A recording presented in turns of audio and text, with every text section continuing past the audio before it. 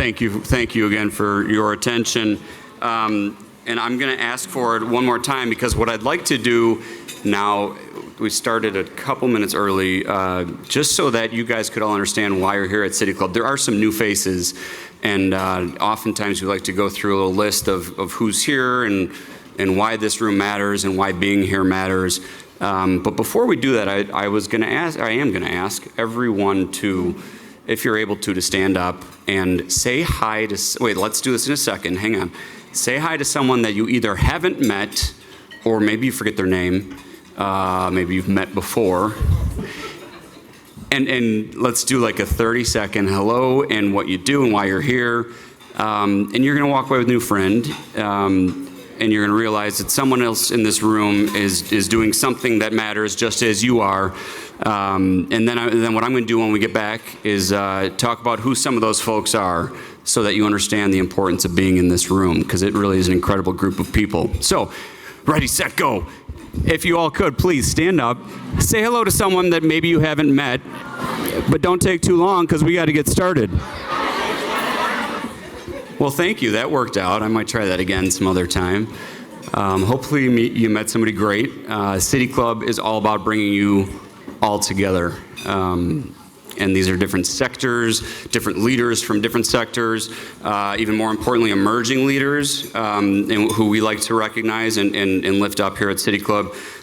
So you may have met Dr. Mike, who is we have a number of City Club speakers here. Dr. Mike, the CEO of Brookfield Zoo, or Nicole Benokin from 360, another City Club speaker, or Kimberly Bears from the Mag Mile Association. We've got some great City Club speakers who are all here. Rosa Escareno, the former superintendent of the Chicago Park District. Or you may have met Mary Ellen Karen from After School Matters.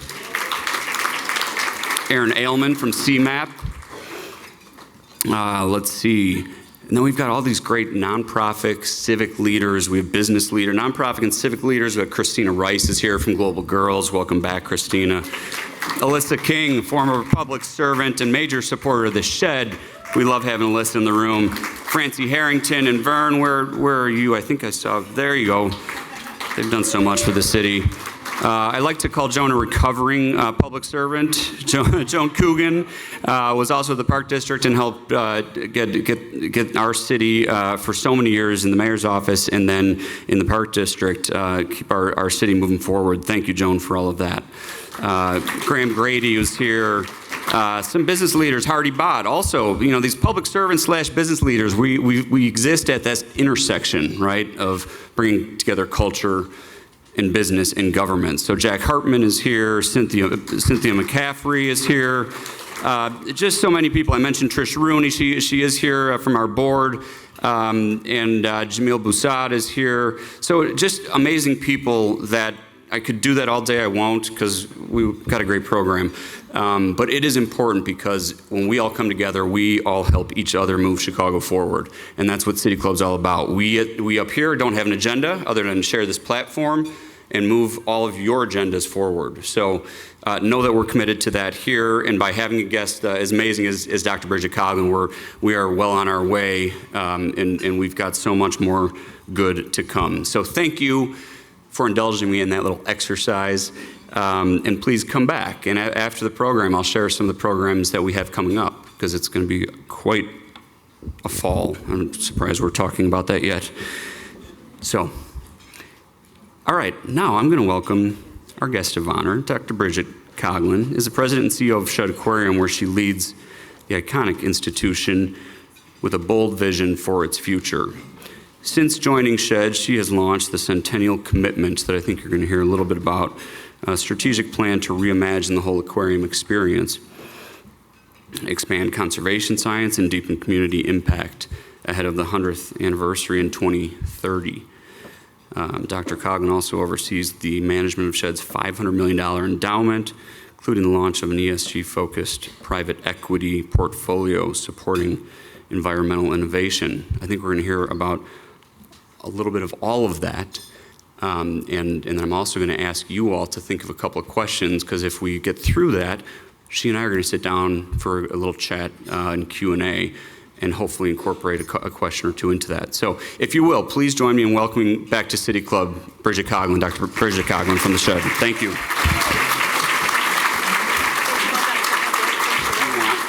I do want that. Great. And there's that for you. Dan was asking, do you want the 2-inch platform to stand on? Yes, I'm short. And my comments might be short as well. I have an agenda, which is this. I hope you all learn something about your beloved aquarium and a few fun facts that you can take to the Cubs Brewers game tonight, or the dinner table, or your office, and that you renew your partnership with us. So I am Bridget Coughlin. I have the absolute privilege to represent an incredible, hard-working aquarium team. Many of them are here. We're all donned in our suits.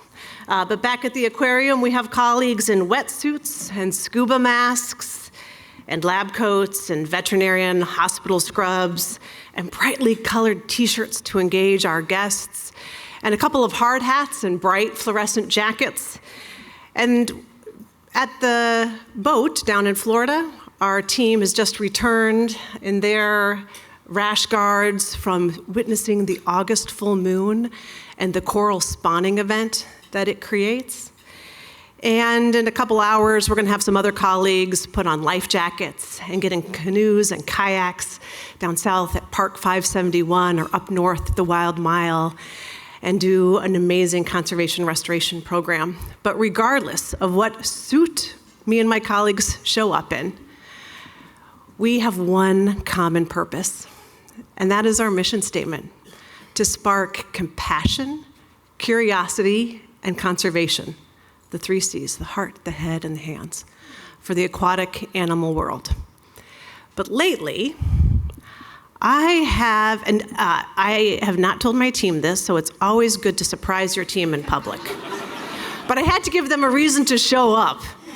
But lately, there is a 4th C that is really resonating with me, and I think of equal importance. So right now, and ever since 9 o'clock when we opened, Shedd is gonna welcome 6,000 guests. And some of them come in burqas, and some of them come with kippas, and some of them feel whole and centered and complete by using the pronouns they, them, and others are angry or mystified or don't understand that. And yet this mosaic of humanity, right now, at this very moment, is electing to come together. And while we at the aquarium we say, look nature in the eye, we want to show them life beneath the waterline, I'm really hoping that they actually look at each other. And that's my 4th C, communion, communing. And when we started out our strategic plan, I had no level of appreciation of just how important that should be. So we are doing this work for everyone, and we better adjourn this to get back to help support those staff that are welcoming those 6,000 guests. So, meeting adjourned. No, just kidding. It is an exciting time to be here at City Club, AKA where things happen. And in addition to these incredible partners, I want to call out the group of kind of one Shedd by proxy. Much of the work that we are accomplishing with our Centennial Commitment is thanks to partners like Brown & Moman, Pepper Construction, JLL, VDT, the amazing architecture firm. It takes a village. Some of the emblems are up here, but it is a collective impact. We believe in Chicago, and we believe in what this will do for the aquatic world and for our city. So let's talk a little bit about, it's hard to believe because of the flooding we've had, but it's an exciting time to be in Chicago. We are on the rebound. August 4th cranes, citing that O'Hare Airport has broken all records with 115,000 people screened from TSA in one day. Delta announcing it is coming direct for the first time, LA to Chicago. And in some times, we are also going to become a climate haven. And fresh water is the reason for that. And again, it's hard to understand climate resiliency after all the flooding that we have had, but report after report says that this brilliant third coast, not the West Coast, not the East Coast, not inland United States, but the freshwater third coast, while still subject to climate change, will serve as a buffer for extreme weather, higher heat, and with this comes an amazing obligation and opportunity for all of us living here. To underscore the importance of fresh water, I want to do a 5th grade math problem with y'all. Earth is inappropriately named. If we could have named our planet by looking back at it from space, we would have called it planet water. But nonetheless, this blue marble that we share is 70% water. But only 1%, the far left, is accessible fresh water. That 1% holds 50% of all the fish species in the world. That 1% holds 10% of all life, terrestrial or aquatic, on life. 20%, here's the math problem, 20% of that 1% is in the Great Lakes. Phenomenal. Phenomenal. And with that biodiversity comes, I think, a risk of the biggest peril. So from 1970 to 2022, this is the diminution of biodiversity based on marine, terrestrial, or freshwater. And you see that while it holds 50% of all the fish and 10% of all life on Earth, it is suffering from the biggest diminution in biodiversity loss. This can be fixed. This can be reversed, but it's going to take a tremendous amount of effort to slow the decline and reverse the trend.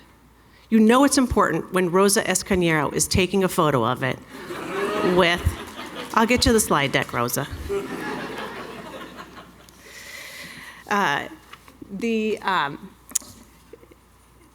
Two things then are going to converge here. This is a watershed moment here. Two things are going to converge. Chicago's civic, cultural, and economic momentum, and the environmental and geological importance of the Great Lakes. That nexus is an opportunity for everyone in this room. That nexus is part of our Centennial Commitment. We, by nature, not just by environmental principles, but by longitudinal and latitudinal lines, have a bigger obligation to combat climate change than our peers. If we do this right, it can both propel economic strength for Chicago and simultaneously safeguard our planet. When we announced our Centennial Commitment back in 2022,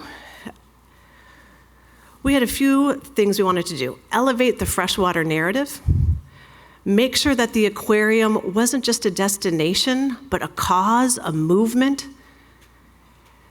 that we could be here at museum campus, but there out in the communities of Chicago on the waterways, and then everywhere globally, that we could take this incredible story of water and the biodiversity of life it supports and change just empathy into conservation action. We are well on our way to implementing this strategic plan, and it's my privilege to give you a few stories about it, a few updates, and then a few calls to action of how we need you all to help. Look at those penguins. So the diversity of life and the diversity of water are inextricably linked now. They might be Amazonian turtles that like the warm fresh water, or the Bering wolffish that likes the cold, salty water. But instead of now coming to the aquarium and just marveling at these animals that sometimes look like aliens that have been fostered through this incredible blue planet, we now, through a suite of programs, are allowing our guests to truly commune with the animals. Some of you did it at the water tasting station at the back of the room. We were easy on you. We only gave you a flight of 3 water samples, tasting the salinity of our blue planet. If you come to the aquarium, our education team makes it a little harder, 5 samples, 7 samples. What does the salinity of the ocean, a fun, visceral, simple 5 senses, actually teach us about something as geologically complex as climate change? This is a map of the salinity of the ocean. And if I would overlay a map of where the oceans are getting hotter faster, they would be indistinguishable. So through something as fun and seemingly whimsical as tasting waters from the Pacific Ocean, the Atlantic Ocean, the St. Lawrence Seaway, where fresh water dumps into the ocean and becomes brackish, we can have meaningful conversations at human scale about the geological climate crisis and what people can do about it. We have all fallen in love with Chunkosaurus. But we are equally in love with over 150 fish that Shedd Aquarium has tagged that we can't see, that are migrating through the Chicago River and the waterways and telling us about what happens when city infrastructure is overwhelmed because of rainfall. What happens when we put green dye into the river? Here's the answer. Nothing. They don't like the sewage overflow, and they actually don't change their migration patterns at all on St. Patrick's Day. And I'm not just saying that because my name is Bridget Coughlin. We've gotten attention nationally. Great. Good Morning America went on our Kayak for Conservation. This is a story not just about getting an urban center communing with nature, but about rewilding. Through an archipelago of floating wetlands in the Wild Mile there, we are giving something as simple as root structure for fish to lay their eggs, hidden spots for them to hatch, to come back to the Chicago River. This gives us hope. But it's not just a wish and a prayer and optimistic hope. It is data-driven, scientifically proven hope that if we take these conservation steps, if we give nature a chance, it will rebound. I want to flip a little bit from our local waterways to how we are inextricably linking our work at Shedd Aquarium with rewilding someplace as far as Raja Ampat, Indonesia. Through partnership with about 20 accredited aquariums, we are breeding. There is someone at Shedd Aquarium who keeps stud books of zebra sharks. She knows the genetic lineage of all the zebra sharks in accredited aquariums, and we are breeding them and planting 500 shark eggs into a shark sanctuary to rebound that nearly extinct population. Our animal care team at the aquarium, who knows about sharks, now rewilding. They're like aliens. I'm going to flip now, talk about our on-site part of the Centennial Commitment, a multi-year update of our historic galleries and an investment in animal well-being, animal welfare, the guest experience, and starting with the first build-out, which was our animal hospital, a chemistry lab, pathology lab. Fittingly, our penguins were the first to cross the threshold in our new animal hospital. But I want to tell you at an animal level what this new facility is doing.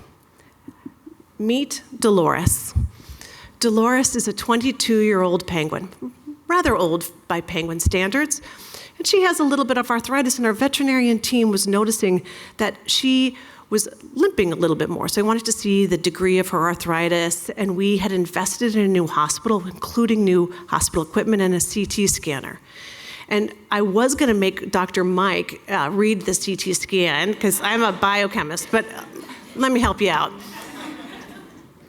Dolores had 3 large follicles pointed out by those arrows that our CT scan in the new hospital, as part of our Centennial Commitment, She was having follicles that were not developing as eggs, and she wasn't dropping the egg. So Dolores not only needed a little adjustment of her arthritis medicine, but she actually needed birth control to help the reabsorption of these eggs, teaching us about the life cycle of these Magellanic penguins.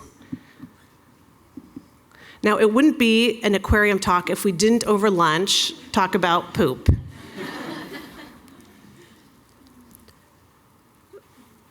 In our molecular biology and genetics lab, we are doing DNA analysis on penguin poop, comparing the penguin poop from Patagonian penguins to our control group, the penguins at Shedd Aquarium who eat a controlled diet, so that we can help the fisheries management in Patagonia find out what those Patagonian penguins are eating.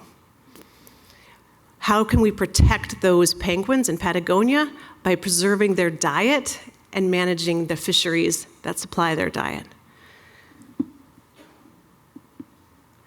This is Opus. Opus is one of our fabulous young belugas. He was born premature, and in that animal hospital needed round-the-clock care, surfactants to help develop the lungs, a nebulizer to help him breathe, and we used the new equipment and the new hospital to help determine the level of scar tissue.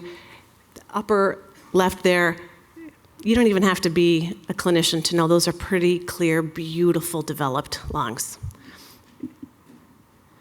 And then Kimalu, one of our adult belugas who had a cyst network that was encroaching on her blowhole. Belugas have a really imperfect evolution. They can only breathe through their blowholes, unlike us who can breathe through their mouth and their nose. We successfully put Kimalu under anesthesia, used the CT scan to map out where her cysts were, and removed them, restoring full breathing capability of that beautiful beluga. Flipping a little bit to the next phase of our construction. Last fall, we opened up a brand new accessible entrance. Beautiful access that really welcomes people in a way that makes them know that they are in someplace special because they are special. A new, beautiful entrance, and then gardens. While we are proud that we see 2 million guests every year, we know that millions more come to museum campus to simply experience this green oasis in the city.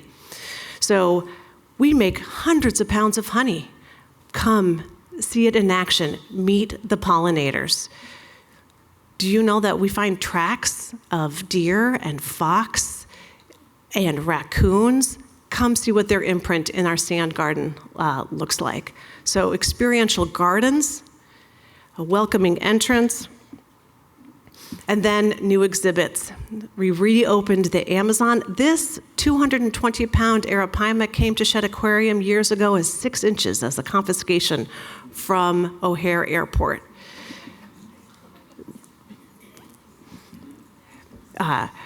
Building in their built environment the biodiversity that the animals can thrive in, and again, connect humans to the animals in a much more intimate and direct way.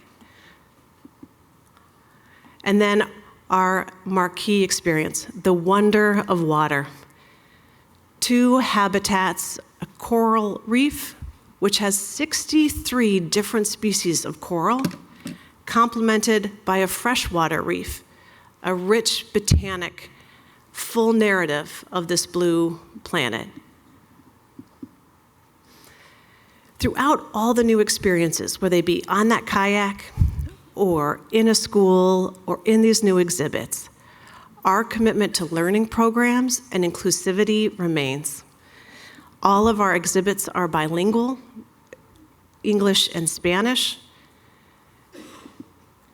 And soon, at the end, so that all those things were open. At the end of 2026, so next year, you're all invited to the grand opening of our Mortgage Family Lakeside Learning Studio. A new, vibrant space restoring architecturally the windows that have the most beautiful view of all of Chicago, but activated with a suite of new programs, which will include saltwater tasting, or making of hagfish slime, or radiographing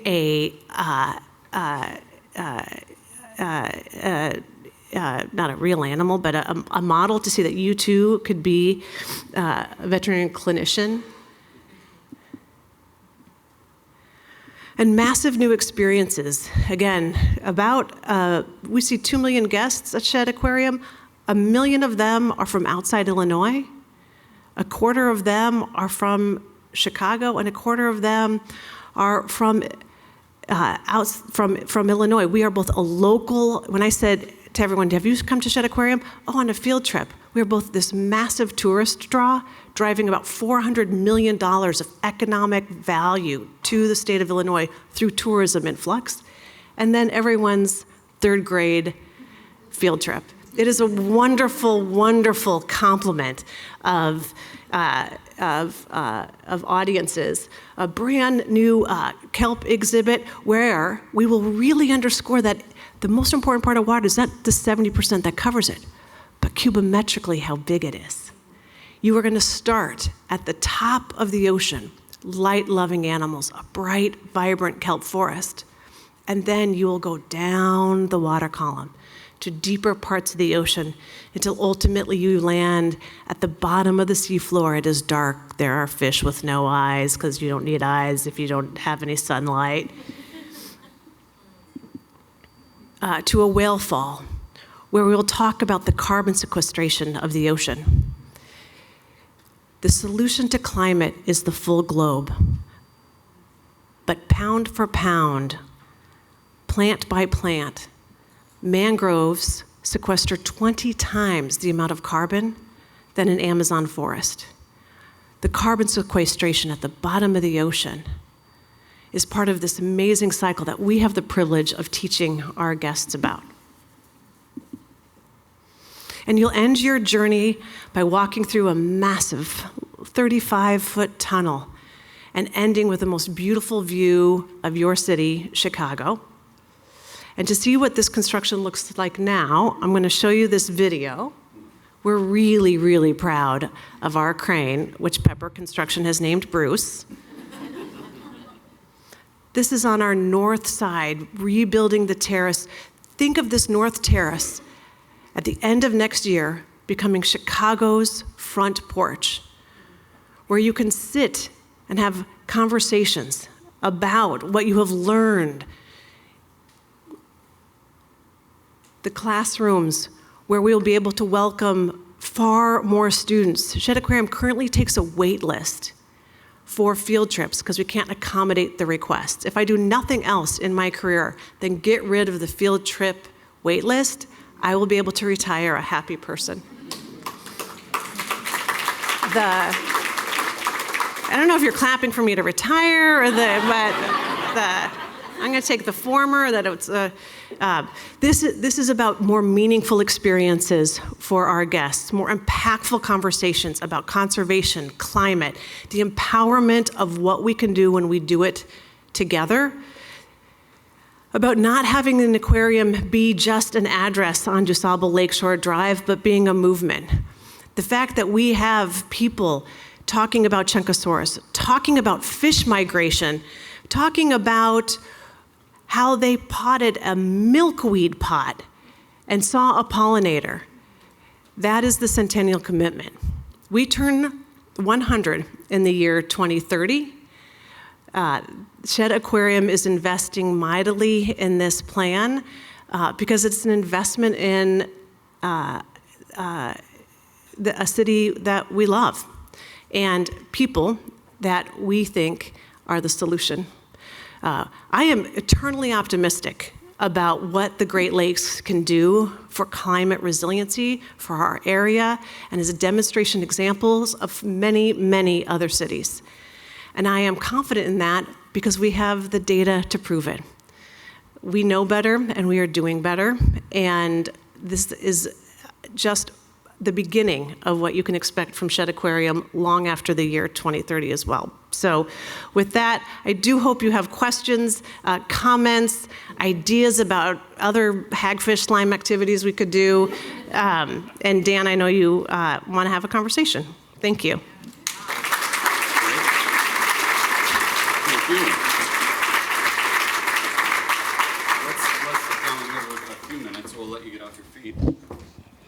I have a couple of questions, but I hope that the audience does as well. And I'm going to ask Caleb or Emily or who to come on up and grab a microphone whenever you got a minute.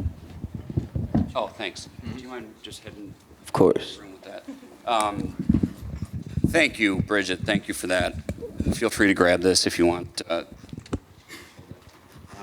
We've got about 10 minutes and microphones at work, right?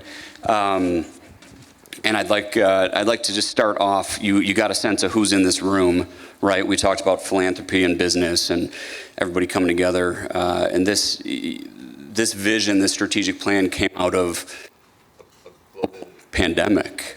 Yet look at the progress you've made. How are you able to do that? And maybe I always talk about how Chicago is built on civic meets philanthropic meets business and everybody coming together to do the right thing for Chicago. You've had some pretty good success. You've got a big crane in the air that's at a time when we're there aren't hundreds of cranes in the air. How have you been able to do that? These 3 tables over here, as the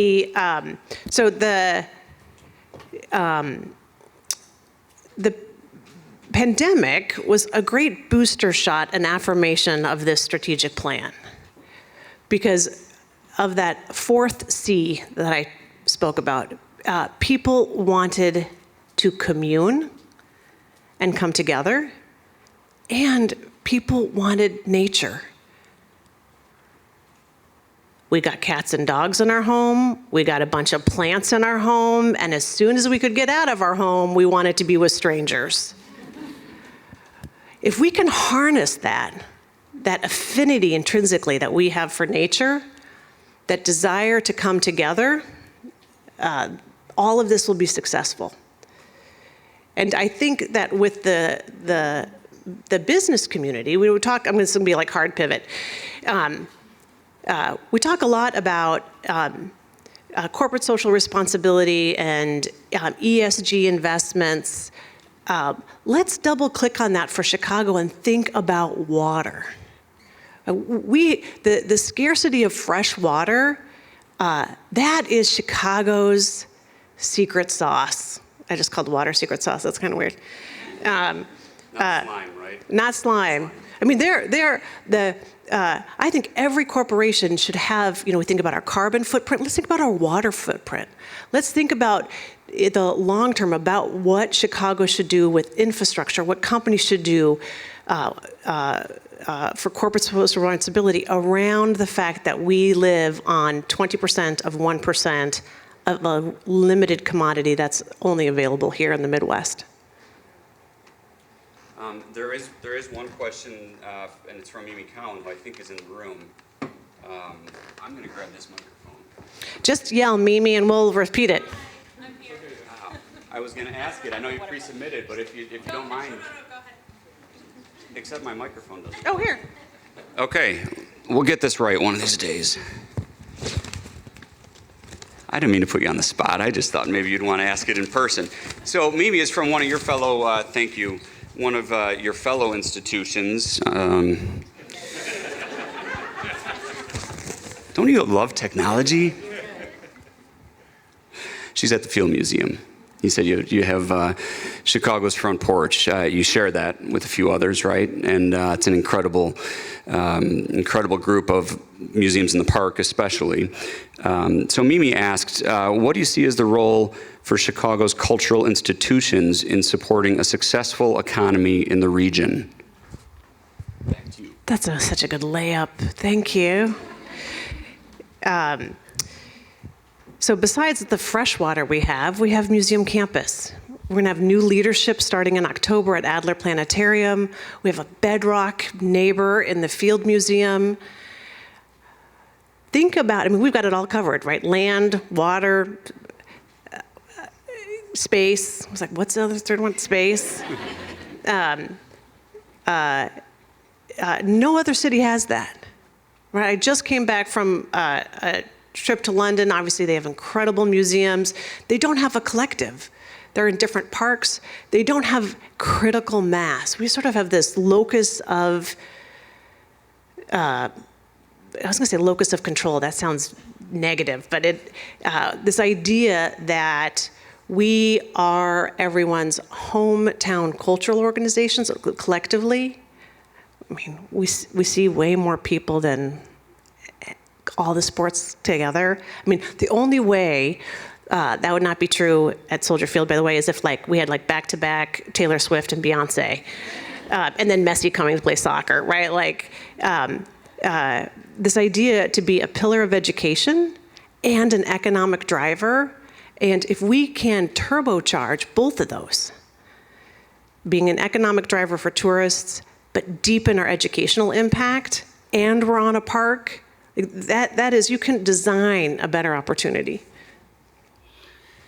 You remind me, Dr. Mike mentioned when he was here from the zoo that their attendance was, I believe, is more than all the baseball games combined. If you were to go to Wrigley Field and possibly Sachs Park, both together, incredible, right? If you were to you were talking about data. If you were to think a little more about data, and I know you're a scientist, what piece of data would you leave this room with that we might remember next time you're here or during the next speaker, that about the shed, about the water, maybe take your favorite piece of data and leave us with something to remember. So if we collectively see 2 million guests a year, and each of those guests reduce their carbon footprint by 10%, and their water footprint by 10%, that multiplier in aggregate is the same as planting hundreds and hundreds of acres of old growth forest. Humans are a very carbon intensive species. If we just all diminish 2 million by 10% water, 10% carbon, it's hundreds of acres of old growth forest in aggregate. Just minor behavioral change. And that collective impact makes a big difference. Got to work on my math, but it's the collective impact that I think is incredible that we can all be a part of. Okay, where do we have Caleb or a question out in the audience? One right back here, Francie. Francie. And Francie, if you could introduce yourself for those who don't know Francie. Hi, Francie Harrington, long time engaged in civic life in Chicago and corporate life, and especially funding and investing in our cultural institutions. Bridget, how can we help? What do you need? Oh, that's a great City Club question. So I'm not the one who thought of this, and I am the person who absolutely loves it. We need, I said never done, never outdone. We need to be obnoxiously proud and promoting of Chicago. I mean,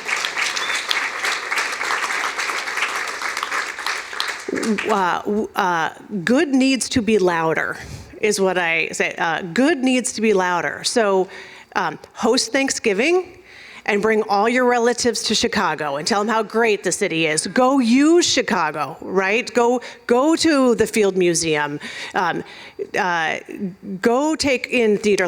Use Chicago. Be Chicago consumers and just be obnoxiously proud and promote Chicago.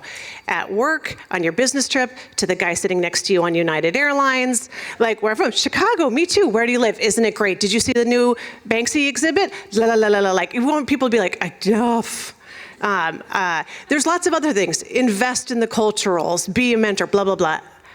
I am just rabid about Chicago. In a good way. Rabid in a good way. I'm going to riff on that a little bit because when you talked about Chicago, for years, it was Al Capone. I mean, people are talking now about Pope Leo, right? You talk about the weather and how cold it was, but now we're talking about how to get away from hurricanes and mudslides and wildfires. We are the center of the country. I believe that because of some of those things, especially that you've talked about with climate change around the country, around the world, that people are going to migrate back to Chicago. Is that something? And I think you touched on it a bit. How do we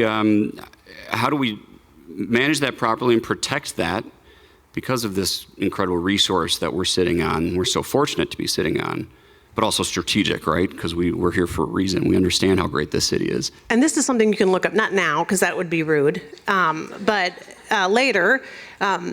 There are drug cartels in Mexico that are pivoting away from illegal drug trafficking to trying to govern water rights.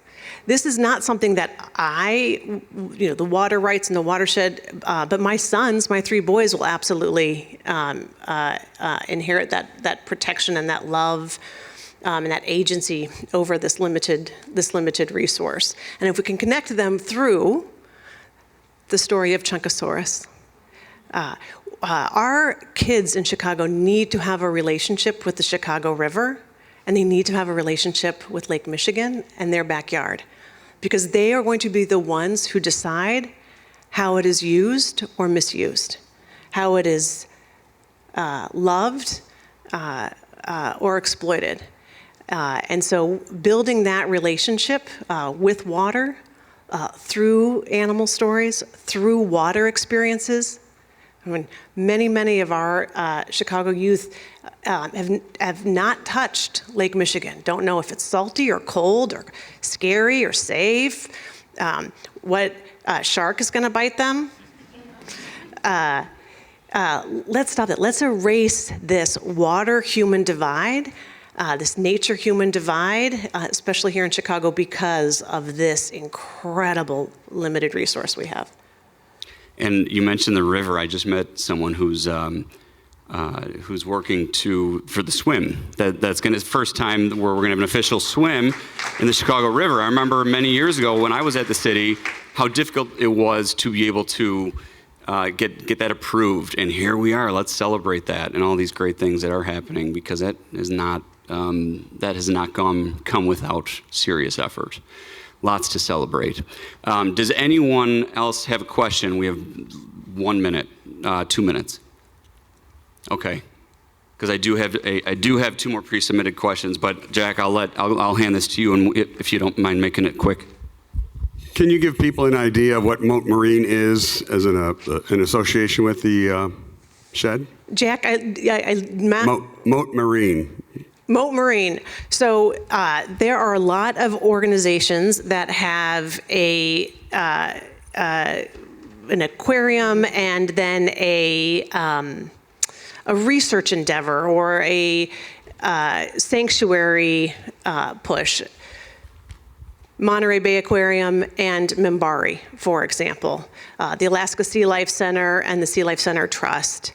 Shedd Aquarium is all of it enveloped into one. We don't have a sister agency that does the research and then the aquarium part. It's all enveloped in one movement.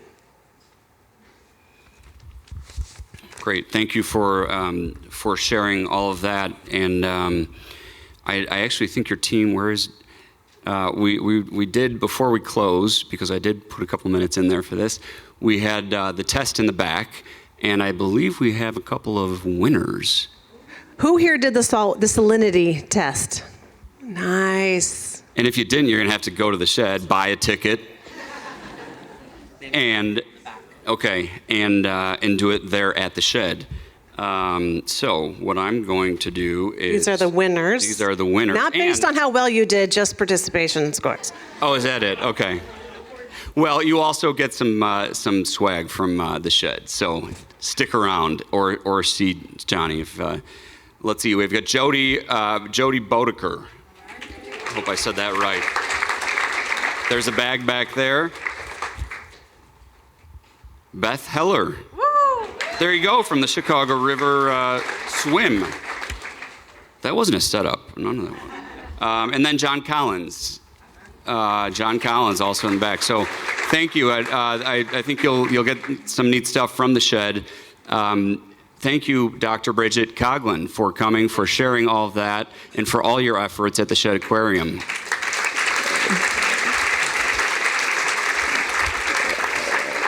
I want to thank you all for coming, for caring, and do come visit. We've opened up great new galleries. We've got lots more to come at the end of next year, and let's link arms and keep this blue planet blue. Thank you. I think we'll work on a city club field trip, maybe to Jazzin' at the Shed. Before you all go, hope to see you back here soon. I'm going to mention some programs that we've got coming up. We've got the Inspector General Deb Witzberg on August 26th next week. Congressman Mike Quigley was in the news recently, August 28th. Uniting for a Cure on breast cancer research with a number of hospitals that are working together on September 2nd. How We Heal with the Kellogg Foundation and Joint Affinity Group, September 8th. This is going to be a busy month. The current state of immigration, yet another. I mean, look at the topics that we're talking about. That's on September 9th inside the Architectural Biennial, September 11th. Sheriff Tom Dart on the 23rd. And then we're going to talk about water again. That's with Commissioner Randy Connor from the Department of Water Management on September 30th. That's just a sampling. And by the way, that's sold out. A few of these are sold out. So up your memberships, you get better seating, you get off the wait list faster. But we are so excited to be able to touch on all these topics and have amazing people like you join us here. Thank you so much. Thanks to you all for being here and making this City Club an incredible community. Have a great rest of your week.